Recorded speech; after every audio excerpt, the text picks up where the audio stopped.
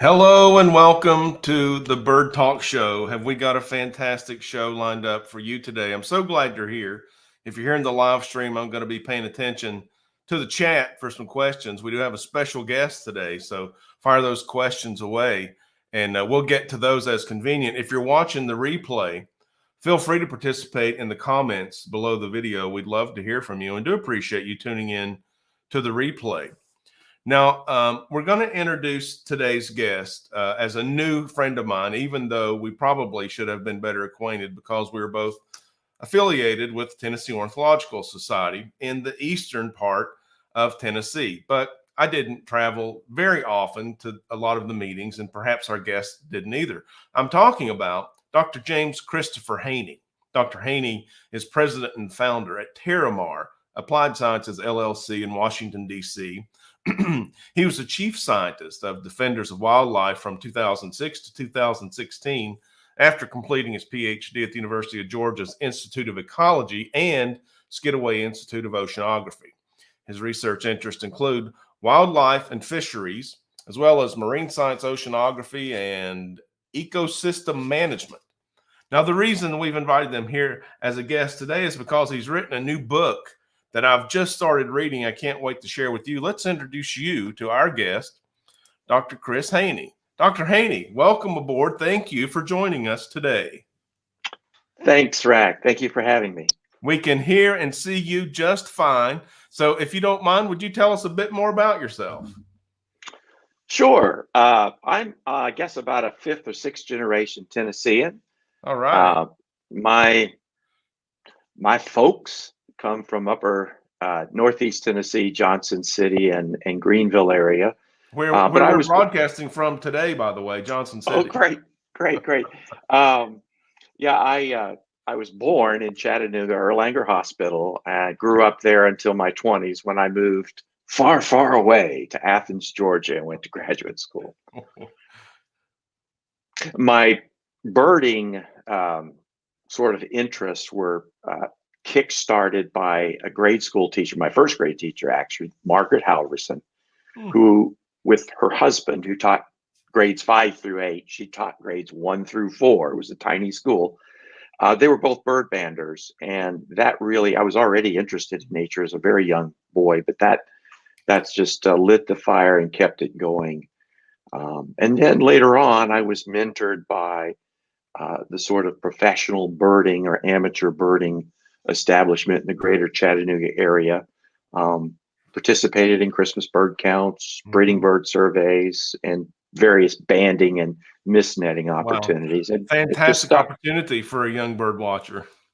It was very lucky. Yeah, I wasn't as lucky. I had the interest, but I didn't discover a birding group until I was, I'm going to say, in my 40s. Okay. Yeah, but loved birds since I was a child, and it was a grandmother and a school teacher who provoked that interest. And I know exactly where you're coming from. If you've got the bug, you can't deny it, and you don't shake it. And right. then once you get engaged, it's like, oh, this is the train I've been trying to catch. Exactly. Well, listen, Dr. Haney, you've written a book. It's called Woody's Last Laugh. Here's my copy. I just got this. I've read one chapter. What an amazing book. I love the cover art. I've used it in the thumbnail. Fooled again. We're gonna reveal what we're talking about. The name of your book, Woody's Last Laugh. Tell us about that title. Sure. Yeah, I confess that name, that title came rather late in the book's development, which was a very long process. I can speak more about that, but it was about a 15 or 16 year journey for me. And it didn't start off as a book project at all. I could even tell you what the original title was, which I don't think is as good, but I will tell you, it was Just a Bird, or A Mere Bird, because I was fascinated why this one bird seems to be such an obsession. What bird are we talking about? The ivory-billed woodpecker. The ivory-billed woodpecker. Yeah, actually, I should maybe clarify that and say the American ivory-billed woodpecker, because Okay. some taxonomic authorities treat the Cuban ivory-bill and the American ivory-bill as Oh, separate. okay. So Campephalus principalis is the name. And I just became gradually fascinated why this bird seemed to prompt such odd behavior in us. In particular, why it made many people so obstinate, defiant, and sometimes nasty to each other. And so that was why it's just a bird. Okay, people, it's just a bird. So But then you're drawn into this activity of people just being exactly passionately opposed to one another, this public sword crossing. You're like, correct. what could cause such a ruckus? And you found out it was a single bird species. Exactly. So, being a birder myself all my life, and then, going on and including birds, not only birds, but other animals as sort of my professional life as well. I should say that the ivory bill has, for me personally, Chris, the ivory bill has never been all that to me. If as a boy I was fixated more on, say, Carolina parakeet or passenger pigeon in terms of birds that were gone and what it might have been like to sort of live in a place and time where one could see them. So, I mean, ivory bill was fascinating to me, but I just put it over there and said, it's probably gone. And then when I started to delve into it, it's like, wait a minute, we don't seem to be acting this nutty over other birds. So why is that? And I was blessed by having a friend. His name's John Andrew, and he happened to be the recovery team leader for the U.S. Fish and Wildlife Service back in 2004 when the Arkansas bird materialized. Oh yeah. Well, let me bring my viewers up to speed. So the birds that you mentioned in that list there, the Carolina parakeet, the passenger pigeon, the ivory-billed woodpecker, are extinct, or at least thought extinct, once upon a time. Now, two of Correct. those three remain extinct. That's right. And one of those is causing all kinds of trouble that prompted you to write a book. And one of the reasons it caused trouble is after we thought it was extinct, what you just mentioned, an Arkansas event in the early 2000s where the bird turned up again. And now you're associated with the service, the U.S. Fish and Wildlife Service, in a recovery program. So that you said a mouthful there, and already this is an amazing story. Unwind it for us. Yeah. So ivory bill has just never been sort of what I would say a focus of my interest as a birder or as a scientist. Neither one. I thought it was extinct, and I just put it over there. And it's kind of a, too bad. If I'd been born 100 years earlier, maybe I would have had a chance to see it. But when the bird popped up in Arkansas and I saw the reactions of people and institutions, and frankly, different social identities, I noted that conservation biology, science, and birding weren't reacting the same way to this alleged ivory bill. And I thought, what is going on here? If it's there, that's kind of neat. That's good news.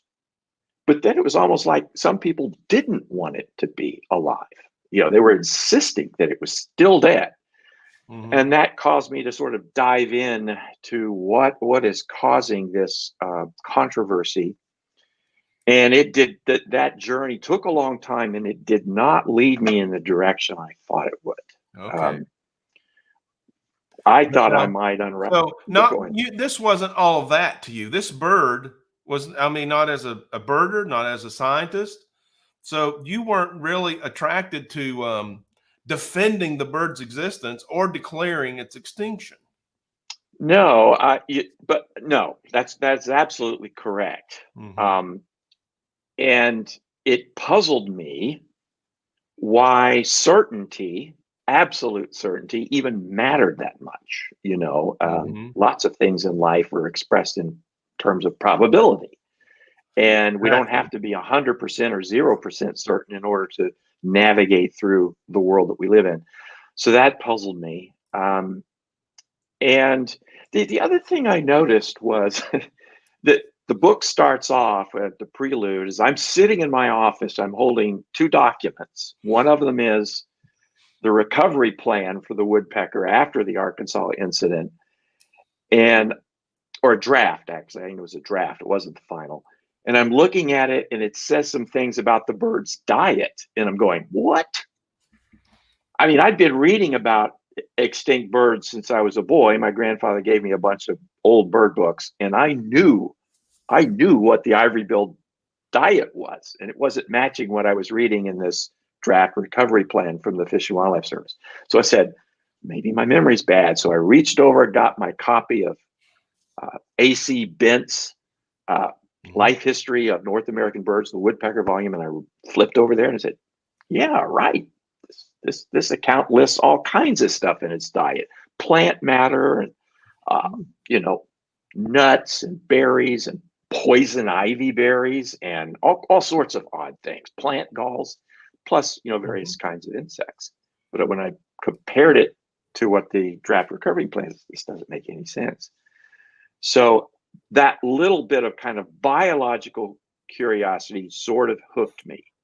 And then watching people go at it with each other, I was like, what in the world is this? It's just a bird, people. And this might place me in a category by myself, but look, we have another big black, white, and red woodpecker. It's not the only big black and white and red woodpecker that we have in this country. Sure, it's in a different genus. It's a little smaller, but pileated woodpeckers are fairly spectacular. And then we have other campephalous woodpeckers in the tropics. And so I was just thinking, it's not because the biology of this bird is so different or odd or unusual. I mean, hey, a green, orange, and yellow parakeet, the only one we had in North America. Yeah. Oh, yeah.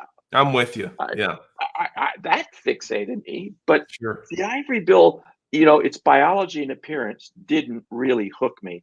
It was ultimately the human reaction to it that led me on this journey. And that eventually, it took years, but eventually I realized, okay, our minds can play tricks on us, especially when there are things that we can't pin down.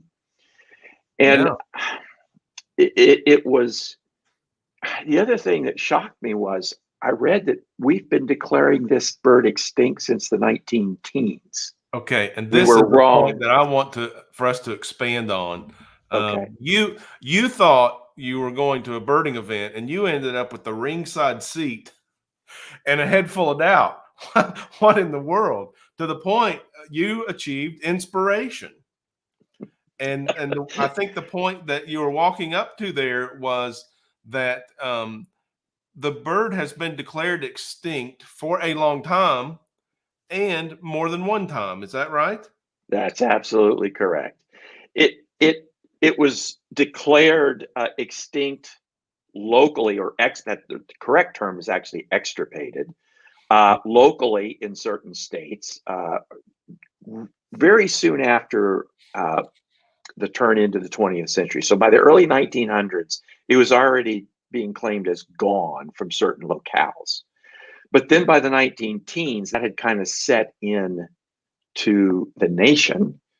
And it was interesting because someone claimed that they saw an ivory-billed woodpecker in Okefenokee Swamp sometime, I believe, in the late 19-teens or early 1920s. And the newspaper accounts, or the written accounts of this alleged observation of ivory-billed woodpeckers, the doubters and the skeptics were given ink too. And you know what they said, Rack? They said, show us, give us proof. The king is dead. Demanded the evidence. And here we go. So for 100 years, we start off from a point of absolute certainty that the bird is dead. Mm-hmm. Then we demand physical evidence for a demonstrably real thing over and over and over and over and over and over again. Well, just as a single data point, I did paddle my kayak all the way across the 𝙁𝙤𝙤𝙤𝙤 swamp, 31 miles, camped for 3 days, and reported 0 ivory bills for what it's worth. Yeah. I have too. I've actually gone across that 𝙁𝙤𝙤𝙤 myself, and of course wasn't expecting and didn't see or hear anything remotely like an ivorybill. But so there were just lots and lots of little puzzles that kept me on this until I finally decided I needed to sort of look at how our minds work as opposed to just the bird. I'll give you an example. So Sure. Let's just talk about standards of proof when we study nature. I bet your readers and listeners might be surprised to learn that there is a real whale called the spade-toothed beaked whale. Its range is somewhere between like Australia, New Zealand, and South America in the Southern Ocean. Spade-toothed beaked whale. So this would be probably 2 or 3 size the bulk of a really large dolphin. So it's not as big as a blue whale, of course, but it's somewhere in between. That animal has never been seen alive by any human being in its native habitat, ever. Ever. Well, how do we know it's even there? Yeah. We had 2 sets of skull fragments found in the 1800s. And then in recent decades, we had a mother and a calf strand and die on a New Zealand beach. That's it. Whoa. So as far as physical, no photographs, no video, no marine mammologist, oceanographer, scientist out there saying, oh, there they are, there's 7, there's 2 over here. We have no idea how big the population is. None. And yet, and this is where our marine or mammal colleagues do much better than the bird world. They don't go around claiming that it's extinct because because you can't go out and demonstrably prove that it still exists. Well, help me understand this. That's an excellent case study. And our friend Matt Cortman, who is an ivory-billed researcher, and he goes out and intentionally looks for ivory bills, claims to have seen them. I asked him on his live stream, what's the benefit of declaring the ivory-billed woodpecker extinct? Well, that's a good question. It's not one that I could satisfactorily answer.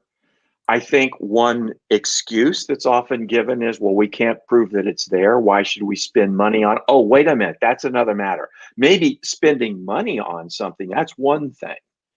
But declaring it extinct is another. We actually happen to be very bad at declaring animals extinct with high accuracy. It's called the Romeo error. The Romeo error. In your book, it's outlined. Yes, it's basically named after Shakespeare's play where, Romeo thinks Juliet's dead, kills himself, then she wakes up, sees he's dead, and then she kills herself too. So it's an inaccurate, wrong, erroneous assessment of death when there's actually life still there. And there's a great paper that came out about 10 years ago documenting this in conservation biology for wildlife. It turns out there's about 400 incidents of us declaring species dead, and they only show up later on. And the prize in this category goes to a little seabird, not much smaller than an ivory-billed woodpecker, found right off our coast in Bermuda, the Bermuda petrel. It was declared extinct in 1620 and was thought to be extinct for over 300 years. Wow, that's a real sleeper. So, we're not infallible when it comes to guessing about extinction. Another seabird, the little New Zealand storm petrel, this was another one. Museum biologists collected a few in the 1850s, and they just sat there, and it was never seen or heard from again. And then finally people went, well, maybe it wasn't even a real species to begin with. Maybe it was just a color phase or a molt phase or an age class of something else. And then somebody saw one again off New Zealand, and they struggled to find confirmation in terms of, documented evidence for it. Finally, they caught one, measured it, and oh, indeed, it is a New Zealand storm petrel. That one went missing for 150 years. But here's the punch. Pretty good hide and seek player. Yeah, here's the punchline, Rat. Guess where it was hiding? Less than 40 miles away from Auckland, New Zealand's largest city. I was afraid you were going to say plain sight. Oh my goodness. And so here we have, and this is not unusual. Bangai crow, Jordan's babbler. I could reel off a number of birds that were thought to be gone, only to be rediscovered. And the other thing I learned, and this makes the ivory-bill not unique, either in terms of us declaring it extinct and then going crazy over it, or eventually finding evidence for it. And that's Australia's night parrot. I've heard that one. Tormented Australian birders, conservationists, and ornithologists for about the same length of time and about the same start and end date. So Australia has gotten evidence of it now, but most birders have never seen the bird. Some scientists have been lucky enough. When it was rediscovered, the fellow who found it, his name was John Young, a very controversial fellow, quite a colorful character, and resembling some of the fascinating personalities in the various ivory-bill sagas. His search took 15 years and covered, I think it was 120,000 kilometers. It was this massive amount of search effort before he ever got a photo that was accepted. And so what can we take from that? Rare birds or elusive and shy birds or animals can be just very, very hard to document, especially if they occur in inhospitable terrain or their habits make them want to stay away from us for whatever reason. Okay, you've led me right down the trail. I'm tracking with you. Half a dozen species, you could list more, of the same situation over and over. It's gone, it's not gone. How many times must the cannonballs fly? I don't know. And in fact, but here's kind of an interesting, I'll foreshadow something for you. Conservation biology has learned its lesson. If you're a professional conservation wildlife biologist, you know what Romeo error is. And if you're BirdLife International, you have a kind of intermediate category between certainly extinct and just purely endangered. It's called critically endangered, possibly extinct. Again, acknowledging the uncertainty that we should adopt about when or even if an animal actually goes extinct. That caution, while used in some parts of the world, is not universal practice here in the United States. And in my opinion, it ought to be. So if conservation biology learned that they were exaggerating extinction, they were calling it too soon and putting too many species in that category because they thought that they should scare the public into the alarm of not losing our biodiversity. Good intentions, but again, we should try to strive for accuracy. Yeah, bad science. It is. And there's a whole class of errors that we make inside our heads because we want to go to absolute certainty on something. We can't. the human mind is quite hostile to uncertainty. It's very antagonistic to Okay. hanging out with ambiguity. We want Mhm. certainty, even if it's wrong, because Yeah. it helps us move along. Hmm. And maybe that's where you get into finding 53 thinking errors that you describe in your book. Yes. Would you like some examples of those? Yeah, and I would like for you to choose because I've only read one chapter, and I told you before we went on the air, I smiled and said, "This is where I want to be." Yeah, So tell us about some of the ones you would prefer to speak to. um, well, let me talk about one that I think everybody, anyone can relate to because it's so prevalent in our interactions with each other. Sure. And then I can go to one that might be a little bit more um, interesting in terms of evaluating all the ivory-billed site records that exist since the 1940s when it was deemed extinct. But the class that I'm thinking of now, these are called attribution errors. So suppose I walk into the supermarket and my neighbor is there and I say, "Hi, Sam." And they turn and they snap at me. Normally friendly guy, but pretty hostile in this encounter.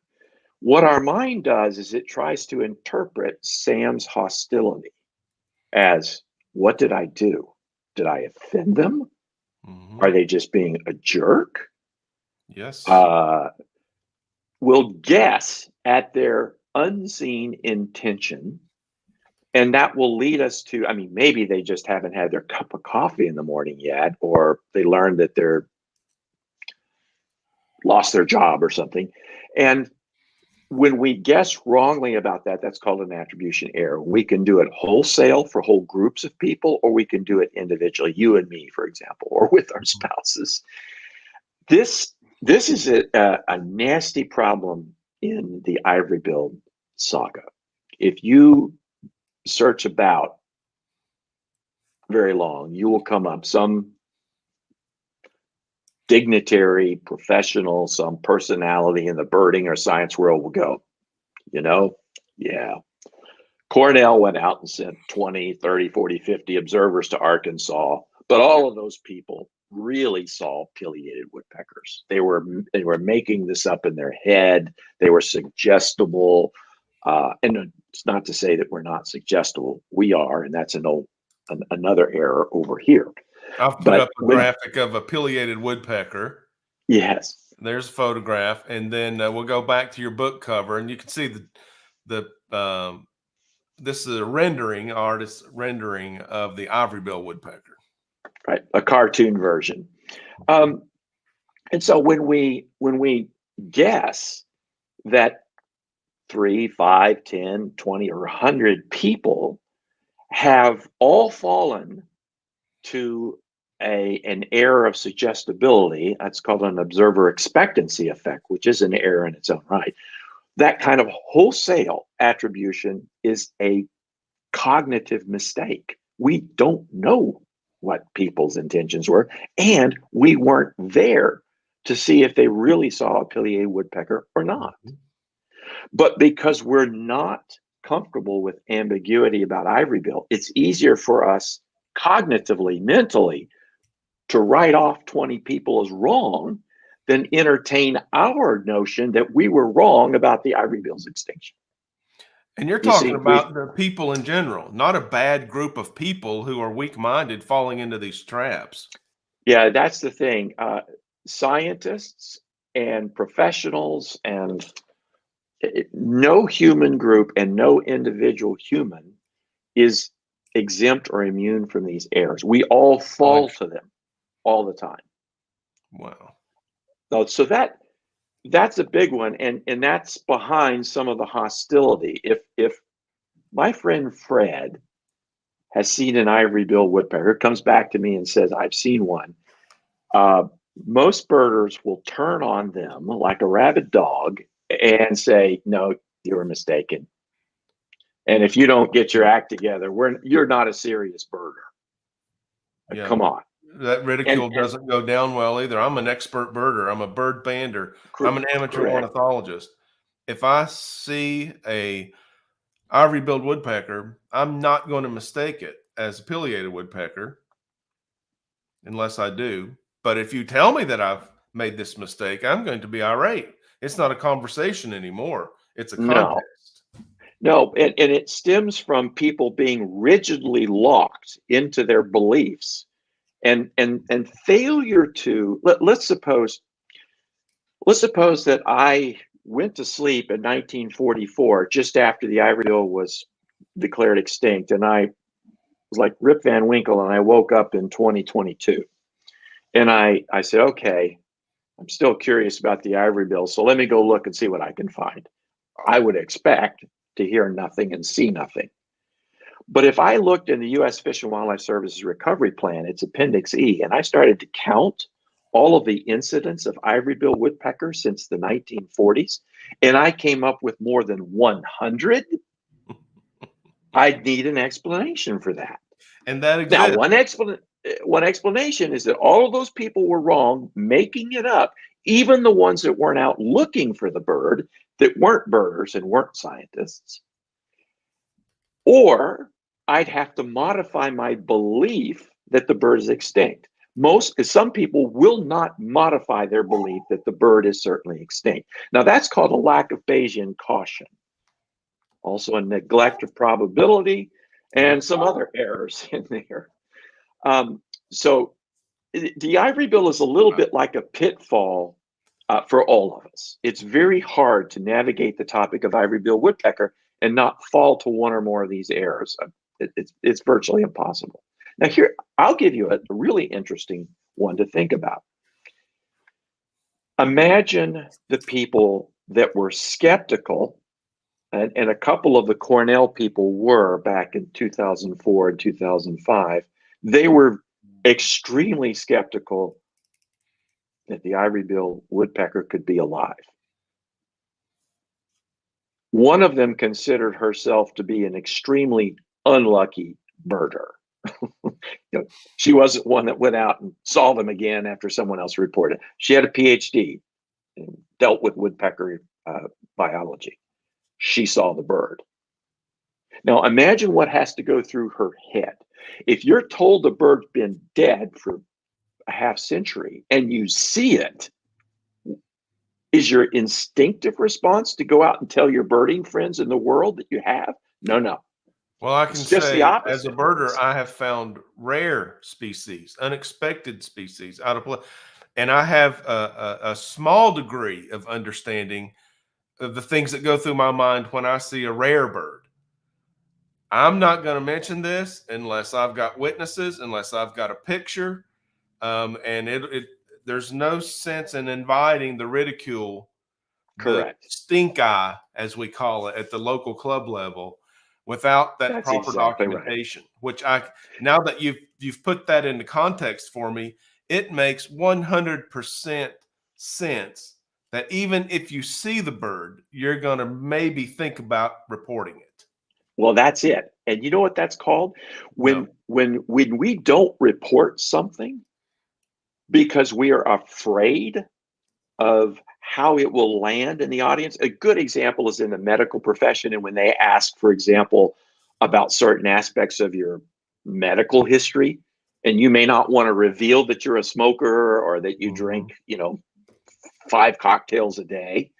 And so you don't tell them. And that's called outcome reporting bias. So for more than 70 years, everyone's been told this bird is dead. So it's not, the concern is not that we have too many reports. We may very well have not all of any valid reports that might be out there because people are predisposed not to report. Now, that's just one contribution to outcome reporting bias. Hostility of birders. What about concern about the bird's welfare? There's another one. The bird's been shot and chased and so forth. So people might not want to say anything because they want to protect it. Dr. Haney, I've been chastised that way. If you recall, the Arkansas incident was basically kept under wraps.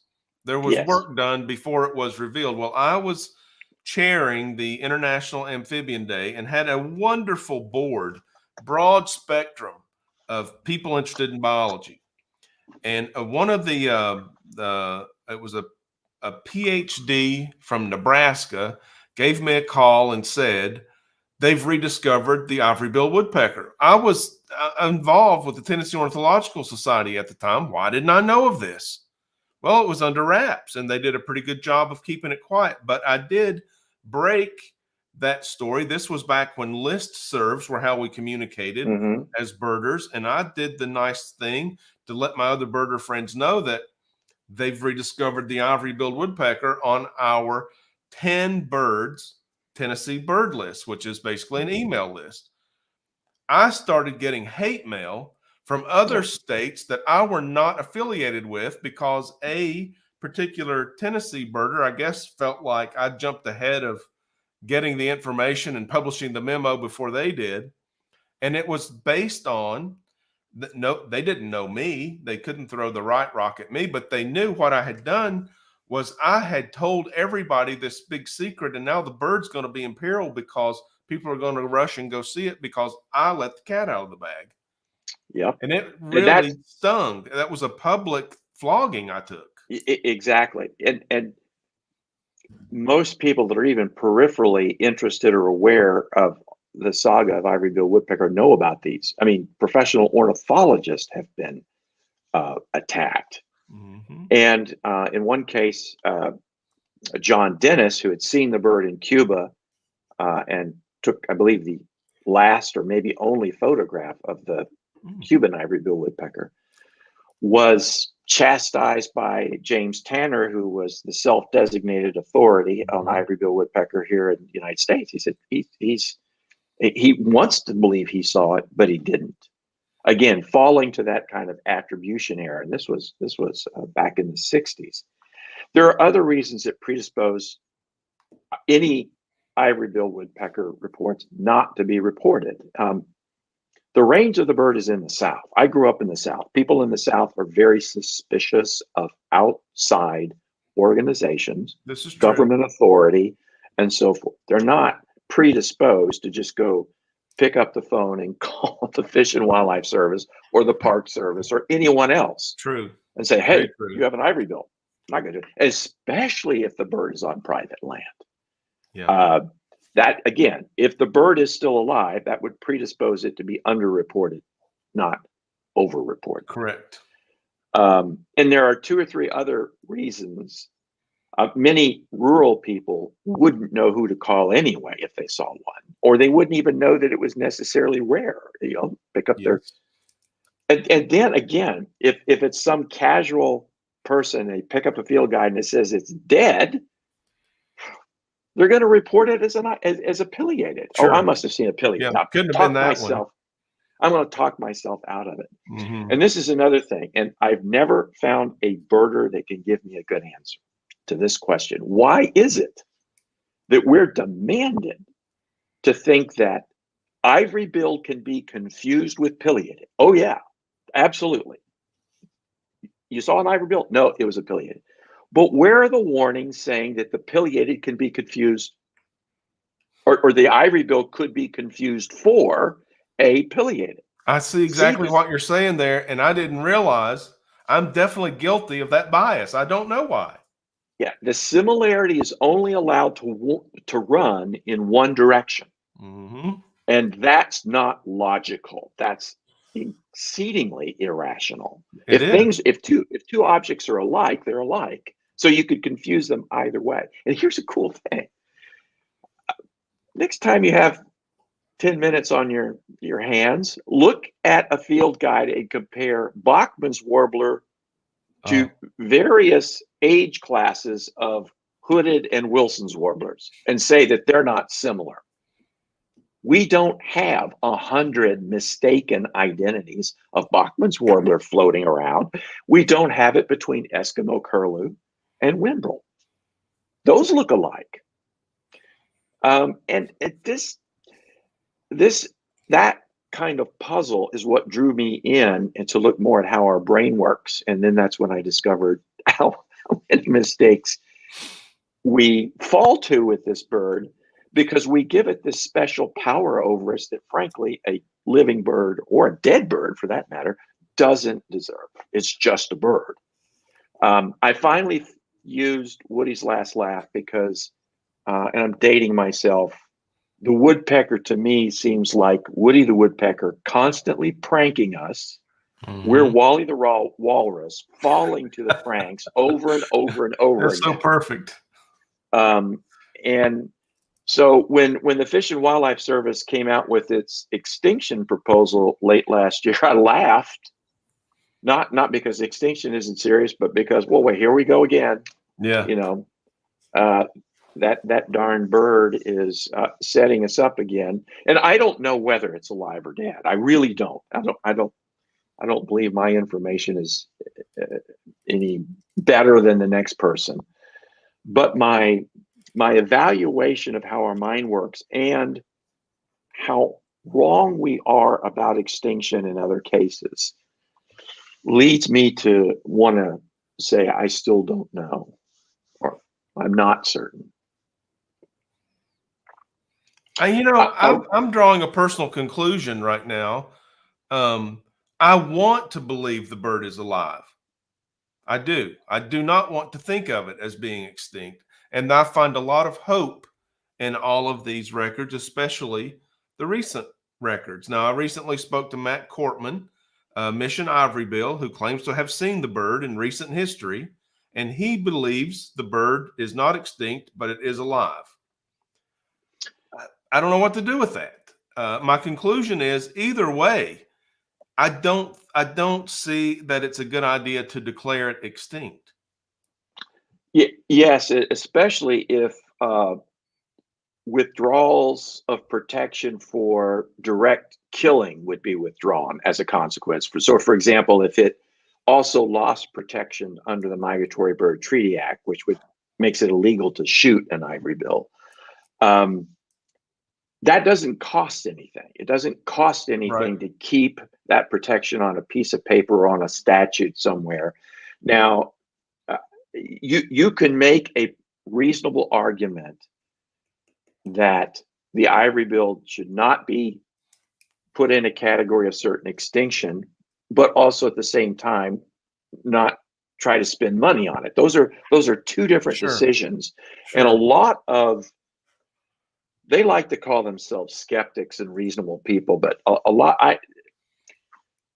birding's reaction to the prospect of a still living ivorybill has really disappointed me personally. I've been, I don't know that science is much better because the bird taunts each of those social identities. But let me give you an example of how it taunts each one. And this is the conservation biology is extremely frustrated by the ivorybill woodpecker because we can't ride in on our white horse and save it. If it still exists or existed for a while after we thought it was extinct, it did it without our help. And that torments us. We like to think ourselves, well, if we're nasty enough to bring it up to the cusp of extinction, at least we can go in there and try to save it. Bird would not let us come away. So dead or alive, the bird has frustrated conservation biology.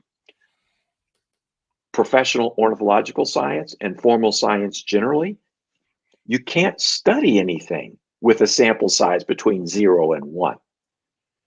Tanner's study, the only real field study that we had, studied a single pair in one location, and that's not representative or characteristic of anything. And so science is frustrated because the bird won't behave and let us study with the conventions and the habits and the customs that we demand science use. But here's what, birding is taunted the most. And here's why. Birding's paradigm goes like this. Someone sees a rare sparrow, you come back, you report it to your peers. They go out that afternoon and confirm it, and someone nabs a digital photo by 8 a.m. the next morning. Otherwise, it doesn't exist. Yeah, it probably didn't happen. So so here's how birding would treat Halley's Comet. Halley's Comet's a celestial body that comes around our part of the universe, our part of the solar system, every 75 or 76 years. So, you know, a few of us might be lucky enough to see it in real life way out there somewhere. But here's how birding would treat Halley's Comet. Most reasonable people think that Halley's Comet is real. Mm-hmm. Most reasonable people do not insist that we go out and document Halley's Comet continued existence every year or every 5 years or every 10. Okay? But birders would treat Halley's Comet like this: doesn't exist. And you go, what? It doesn't exist. You can't show me it's there. And you go, oh, well, no. We have photographs. That's a smudge. And if you go, no, it's not a smudge because it has certain spectrographic properties and we can see it go across the sky. Mm-hmm. Could be a comet, could be an asteroid. It's Doesn't a hoax. exist. It's a hoax. Yeah. Someone's just, you know, done a little bit of automated video on their home screen. They're passing it off as a comet. And that's the way birders' minds work. And that's okay if you want to come up with a sport that says this record is accepted, this one isn't, and my list is this and your list is that. Mm-hmm. Fine. Yeah, sure. But as a way of understanding nature, it falls way short. And a lot of people never realized that social identity had a big influence on the hostility about the prospect of a still living ivory-bill. A lot of casual birders go, well, maybe it's there, maybe it's not. They don't care. They're not that competitive. And people in other branches of science go, well, sure, we know that birds and animals disappear for a while and show back up. So anyway, it's one of the other unexpected findings for me is that the group that we belong to really has a huge influence on what we believe about ivory-billed woodpecker. And it taunts most groups, but some groups have a real tough time dealing with the uncertainty and just not knowing and entertaining the prospect that it could be alive or dead. So it's almost as if you may not have published your book if mammalogists had have handled the protection of the ivory-billed woodpecker. Yeah. So the bird, the ivory-billed woodpecker, is it currently listed as an endangered species? Yes. Yeah. It's on, and it has been since fairly early in the implementation of the Endangered Species Act. So it's still on there. It's still on there, but it will be removed once declared extinct. Well, here's the thing. The reasoning of the service is that it's going to be removed because it's extinct. And that's where the logic breaks down. If I actually wrote comments to the service, and I think I said something on the order of, hey, you know, if you want to say take it off because we can't find it, okay. But evidencing, documenting extinction is exceedingly problematic. It borders on the impossible. And so we have to do it indirectly, you know, almost 100 years Good point. Of no records of passenger pigeon and Labrador duck and great auk and Carolina parakeet. That's really strong evidence. But I'm puzzled by why a dead bird keeps popping up over and over again. Over and over again, and not always to people who are looking for it. You know, here's another shock to me. When the final recovery plan came out in 2010, and I discovered more than 100 incidents of the bird being seen. The Arkansas episode would just be one incident. The Auburn search with Jeff Hill and his colleagues over multiple years with various bits of evidence. That's just one incident. So 2 of the 100. The other thing that surprised me, just in the decade of the Arkansas and Florida episodes, just that one decade, there were 24 other incidents. 24 in 10 years. And 2 of them were by wildlife biologists who were out on aerial surveys and saw the bird from the plane. They were looking for ducks and herons, not ivory-bill. Which is a technique, by the way, that's often used in bird counts and biological inventories. Very popular with bald eagles in the wintertime. And so, again, throwing all your hostility that you want at Cornell's search or whatever, how do you explain 2 wildlife biologists are out doing this and they see that in the same decade, and then you come away with rigid certainty that the bird is dead? That's just not logical. No, that's a thinking error. It is, and that when we fail to revise our beliefs when we get new information or new data, that's called Bayesian conservatism or a lack of Bayesian caution. The logical thing is, if I go outside and I see gray clouds, I might not want to do sun tanning that day. It might be prudent to go back in and get an umbrella. But if I don't, that's a lack of Bayesian caution. I'm locked on, I'm anchored on a belief, and I won't budge from it. And it's interesting that this bird does it. I thought for a while that it was the only bird that did, but it's not. If you look at how the Aussies down under reacted to their night parrot, they could be just as nasty and irrational as we are. Yes, I did. No, you didn't. Here we go. Okay, it's science, we call it. Okay. Well, and just to further your points, we have a local bird that's occurring right now that for 2 weeks, local birders have gone to see the first occurrence of this bird ever in Northeast Tennessee. So you know what that means to a bird watcher, a lister. Oh, I've got to go see that bird and get it on my list. Well, when it was first reported, and fortunately, the host was a birder, and so understood, yes, we're going to control visits, but we're going to allow some visits. Okay, we don't want our property destroyed. It's in our yard. So we're going over there, and we learn from the birder that's hosting other birders, because they fully understand what is happening, that the bird had been coming to the feeder for a week, and they failed to believe that it was the bird that it is. And I'll tell you why. The bird that's never been in Northeast Tennessee before is a white-winged dove.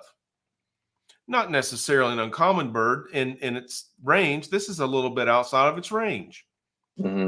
Well, guess what it feeds with? It feeds with mourning doves. So similar. And it looks the same and it acts the same. It's just got this funky white band on the curvature of the bottom of its wing. That's right. And then all of a sudden, it's like, well, let me just take a look. Oh my goodness. No spots. White band. It's a white-winged pigeon. I mean, a white-winged dove. White-winged dove, so yeah. for a week, I'll say the word qualified. You define that however you need to, listeners. A qualified birder said, nope, it's not special. It's not unique. I'm conditioned to know that bird's not supposed to be here, so that's not that bird. Yes, and this that sort of, they had what's called a confirmation bias, an observer expectancy effect. They defaulted to the common one, which that's actually rational. They're using probability to say that it's most likely to be a mourning dove. That's actually rational. But then the refusal to revise that certainty once you see a different field mark, something that doesn't fit, that's another cognitive error called Bayesian conservatism or a lack of Bayesian caution. And it has its own consequence. Right. The other thing that if you dig in the literature enough, you'll find that birders have a arrogantly hubristic sense of their abilities to find rare birds. They actually, birders do tend to over-report rare birds, and to see rarity when it isn't there. So there is a legitimate issue about misidentifying big black, white, and red woodpeckers, no doubt. Mm-hmm. And most of us have experience with people saying, "Oh yeah, I saw ivory-bill in my backyard. I'll show you my picture." Turns out to be affiliated. Most times, but then, yeah, most times. So, but the thing is, and here's the thing: the mental errors go both directions. always. And No, that's an birders, overstatement. But you've done such a good job of convincing me that we are biased to look and expecting only in one direction. And again, the consequences are different. I selfishly want the ivory-bill woodpecker to still be alive so that one day it can reestablish its numbers so that they're easier to find and see, and I can see one. I have a selfish motivation, but also I'm not trying to be noble, but I do care about the environment in general, and that includes the habitat of the bird. I don't want the habitat or the bird to lose any protection because we're making thinking errors at the highest level. And so I do appreciate the work that you've done on your book, outlining 53 of these thinking errors that scientists as well as lay people are subject to, and just giving us pause to consider what are the consequences of our action here. So I think you've done a wonderful work that's definitely going to weigh in on the decision-making process. And I'm glad that you've decided to visit with us today. And when I used to keep poison dart frogs, we had the saying, we would say, time is fun when you're having flies. And time has certainly flown today because we've had such fun, but we are coming to the end of our program. I'm going to have to end here in about 1 minute, but I would like to give you the last word, Dr. Haney. Any closing comment you'd like to make? Well, if you like mysteries, and you can approach something with an open mind or just curiosity, I would encourage you to pick up my book, because you will learn a lot more about how our minds work. But I think you'll also learn some mysteries about ivory-bill woodpecker that you didn't know. So I'll close that. Well, thank you so much for being our guest today, Dr. Haney. I'm going to send you back to the green room, and I'll pick you up after the show. And I don't notice any highlighted questions in the comments, but should I receive questions in the video afterwards, I'll be happy to forward those to you via email. Please do.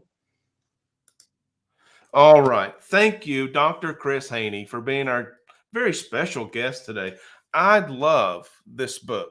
I've only read one chapter. It's really intriguing. It's captured my attention. I can't wait to read more about it and to tell you about it. And I'm excited about the conversation, about this very unique perspective that Dr. Haney picked up on. Why are people being so uncivil? It's just a bird, but it's the ivory-billed woodpecker, often referred to as the Lord God bird. So it's caused a stir. Dr. Haney captured a unique perspective, wrote a book about it. Now he's helping us to understand thinking errors that everyone is subject to.